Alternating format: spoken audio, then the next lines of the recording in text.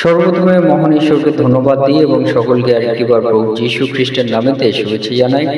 সকলকে জয় যীশু। আসুন আজকে আমাদের যে আলোচ্য বিষয় তা হলো ঈশ্বর, তিনি সৃষ্টিকর্তা ঈশ্বর। কেমন ভাবে ঈশ্বর তিনি সৃষ্টিকর্তা ঈশ্বর সেই বিষয় নিয়ে আজকে আমরা আলোচনা করব। তাই এই মুহূর্তে যতজন ঈশ্বরের সন্তানেরা আপনারা যুক্ত হয়েছেন, শুরু থেকে শেষ অবধি ঈশ্বরের বাক্য শোনার জন্য অনুরোধ থাকলো। আসুন আমরা এই সময় ঈশ্বরের বাক্য আমরা শুনি। জেরেমিয়া 18 অধ্যায় 4 পদ।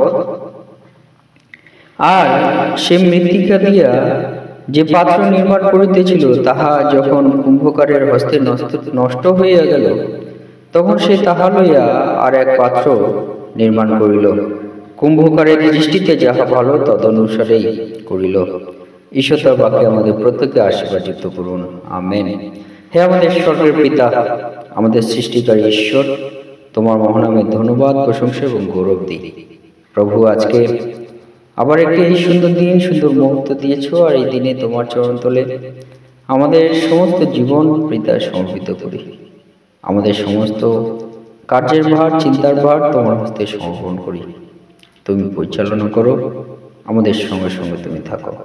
এবং প্রভু, তোমার যে বাক্য শোনার সুযোগ করে দিয়েছো পিতা, এই সুন্দর সময় প্রভু গো, সেই বাক্য বিশ্লেষণ করতে তুমি আমাদেরকে সাহায্য করো, যাতে আমাদের আত্মিক জীবন আরো বৃদ্ধিপ্রাপ্ত হয়। সঙ্গে সঙ্গে থাকো এই প্রার্থনা একমাত্র জীবিত যীশু খ্রিস্ট নাম চাই, আমেন। জয় যীশু, জয় যীশু। আজকে আমরা দেখি আমাদের পিতা ঈশ্বর, তিনি আমাদেরকে বলেন যে তিনি সৃষ্টিকর্তা ঈশ্বর। পিতা ঈশ্বর কেমন ভাবে তিনি যে সৃষ্টিকর্তা ঈশ্বর সেটি বুঝতে আমাদেরকে সাহায্য করেছেন, সে বিষয় নিয়ে আজকে আমরা আলোচনা করব।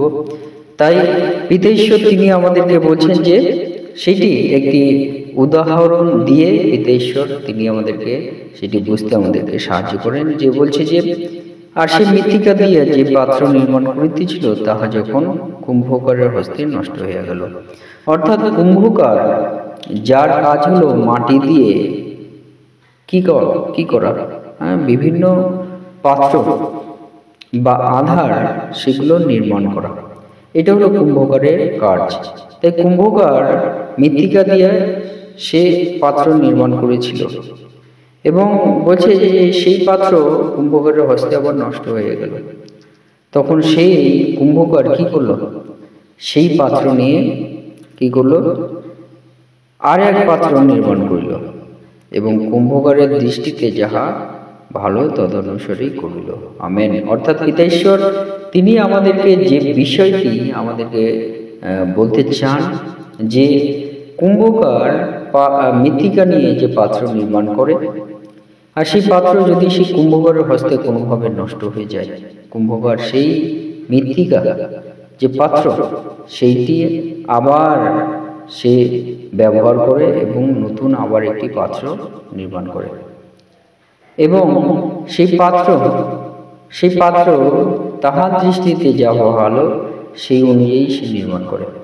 হতে পারে সেই মৃত্তিকা দিয়ে আগে যে পাত্র নির্মাণ করেছিল, এখন তার আকার, তার শেপ হতে পারে আলাদা ধরনের পাত্র সে নির্মাণ করলো, কিন্তু সেটা পিতা ঈশ্বর তাহার কাছে, সেই কুম্ভকার তাহার কাছে তাহার দৃষ্টিতে যা হলো সে সেইভাবে কিন্তু আবার এক নতুন পাত্র নির্মাণ করলো।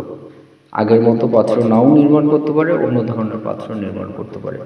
সেটিভাবে পিতা ঈশ্বর তিনি আমাদেরকে বলেন যে তিনি আমাদের সৃষ্টিকর্তা। কেমনভাবে পিতা ঈশ্বর তিনি আমাদের সৃষ্টিকর্তা? কারণ পিতা ঈশ্বর তিনি বলেন যে তিনি, যেমন মৃত্তিকা দিয়ে পাত্র নির্মাণ হয়, তিনি আমাদের মনুষ্যদেরকে নির্মাণ করেছেন। এবং হতে পারে আমরা কোনোভাবে যদি নষ্ট হয়ে যায়, আত্মিকভাবে আমার মনে হতে পারে যে আমাদেরকে পিতা ঈশ্বর কেমনভাবে সৃষ্টি করেছে, কোন পরিবারে আমাদেরকে সৃষ্টি করেছে। হতে পারে যাদের অনেক ধন সম্পদ আছে, সেই পরিবারে যদি পিতা ঈশ্বর তিনি আমাদের সৃষ্টি করত, তাহলে হয়তো আমরা জগতে অনেক ইচ্ছা আমরা পূরণ করতে পারতাম, এরকম আমাদের মনে হতে পারে।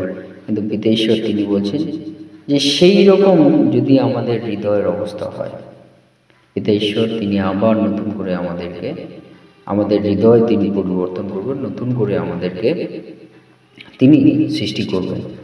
এবং সেই সৃষ্টিটা তাহার দৃষ্টিতে যা ভালো তেমনভাবে তিনি সৃষ্টি করবেন। কিন্তু আমরা যদি মনে করি যে আমাদের পিতা ঈশ্বর যে নির্মাণ করেছেন, যে সৃষ্টি করেছেন, এটি আমাদের কাছে দুঃখের কারণ।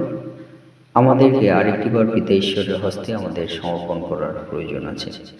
কারণ পিতা ঈশ্বর সেই আমাদেরকে নিয়ে আবার নতুনভাবে তিনি সৃষ্টি তিনি আমাদেরকে করবেন।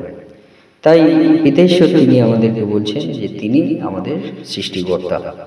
যেমন আমরা যদি দেখি যীশু তার 64 অধ্যায় 8 পদ, সেখানে পিতা ঈশ্বর বলেন, কিন্তু এখন হে সদাপ্রভু, তুমি আমাদের পিতা, আমরা মৃত্তিকা, আর তুমি আমাদের কুম্ভকার, আমরা সকলে তোমার হস্তকৃত বস্তু। Amen, hallelujah. অর্থাৎ পিতা ঈশ্বর তিনি আমাদেরকে যে বিষয় বলতে চান, এক সন্তানের মধ্য দিয়ে তিনি আমাদেরকে সেই মেসেজ, সেই বার্তা তিনি আমাদেরকে দেন। সেই মেসেজ, সেই বার্তা কি? পিতা ঈশ্বর তিনি বলছেন যে এক সন্তানের মধ্য দিয়ে যিশায় ভাববাদী তিনি বলছেন যে কিন্তু এখন হে সদাপ্রভু, তুমি আমাদের পিতা। পিতা মানে কি? যিনি আমাদের সৃষ্টিকর্তা। এবং বলছে আমরা মৃত্তিকা, আমরা মাটি, এবং তুমি আমাদের কুম্ভকার। আবার সেই উপমা, সেই উদাহরণ দিয়ে ঈশ্বরের এক সন্তান পবিত্র আত্মার মধ্য দিয়ে তিনি প্রকাশ করছেন যে পিতা, তুমি আমাদের প্রকৃত পিতা, এবং আমরা মৃত্তিকা, তুমি কুম্ভকার, এবং আমরা সকলে তোমার হস্তকৃত বস্তু। আমেন। অর্থাৎ আমরা যারা মনুষ্য জাতি আছি, এই জগতে যা কিছু আছে, পিতা ঈশ্বর তিনি আমাদের পিতা, তিনি সৃষ্টিকর্তা। কুম্ভকারের সঙ্গে তার উপমা দেওয়া হয়েছে, এবং কুম্ভকার মাটির পাত্র নির্মাণ করেন, তেমনি পিতা ঈশ্বর তিনি আমাদের সকলকে তিনি নির্মাণ করেছেন। হালেলুয়া। আর সে বিষয় পিতা ঈশ্বর বলছেন যে তিনি আমাদের কুম্ভকার, এবং আমরা সকলে তার হস্তকৃত বস্তু, অর্থাৎ ঈশ্বরের হস্ত দ্বারা আমরা সৃষ্ট। হালেলুয়া। আর সেই মধ্য দিয়ে আমরা বুঝি যে আমাদের পিতা ঈশ্বর তিনি আমাদের সৃষ্টিকর্তা। হালেলুয়া।